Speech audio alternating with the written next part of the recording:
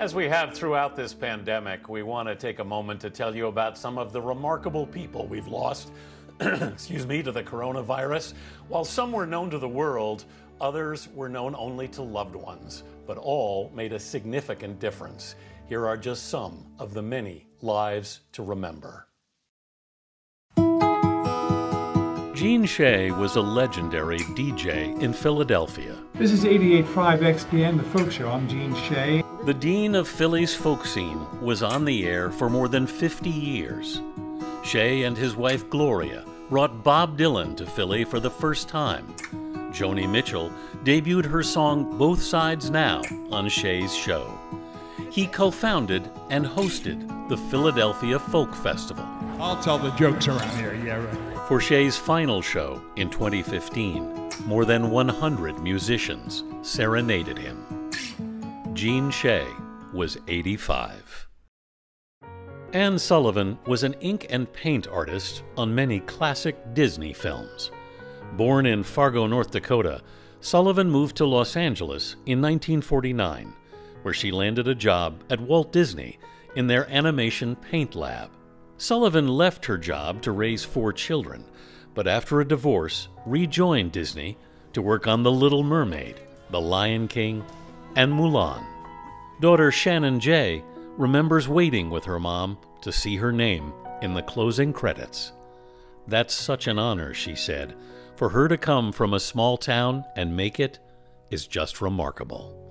Anne Sullivan was 91. Kimberly Wynn taught English at the Brooklyn Latin School in New York.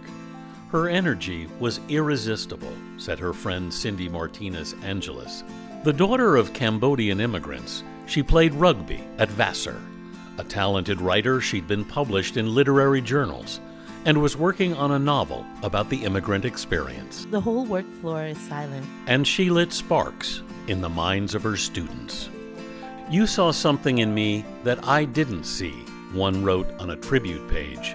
"I know you are watching over all of us and still believe in us." Kimberly Wynn was 33.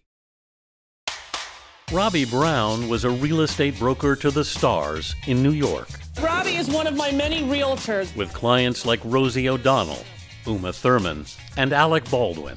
But friends knew him as a Pied Piper who brought people together, and a leader in the LGBTQ community, who after his brother's death from AIDS raised millions for charity. In 1994, he competed as a diver in the Gay Games and won his division. His friend, Olympic gold medalist Greg Louganis, famously rewarded him with a kiss. One of the first gay kisses to air on mainstream news. As Robbie said in a documentary by his friend Jeff Dupre, "I know it's so hard to find one's way in life. I want people to live and be proud of who they are because there's not much time." Robbie Brown was 72. Joyce Pacubas LeBlanc was a nurse for more than 30 years in Chicago, working in the intensive care unit at University of Illinois Hospital. She was nurturing to whoever needed it, friend and fellow nurse Eileen Fajardo-Furlan said. Born in the Philippines, she arrived in Chicago at age 7. With her husband, Lawrence LeBlanc, she raised 2 boys, now in college.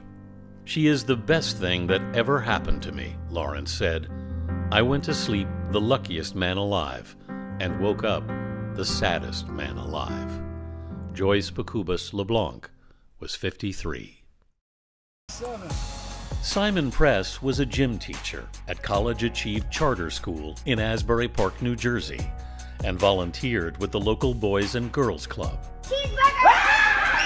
Known for his gentle spirits and boundless enthusiasm, he could make every person, little or big, feel like they were important, said Principal Jody McInerney. His whole goal was to give the students a better life than their parents were given. Raised in Asbury Park himself, Press played semi-pro football and planned to try out for the NFL this season. Good job. When the pandemic closed school, he taught gym class via Zoom before becoming ill. He was always trying to turn a negative into a positive, said Simon's mom, Sabrina Slaughter. I'm very, very proud of my son. Simon Press was 27.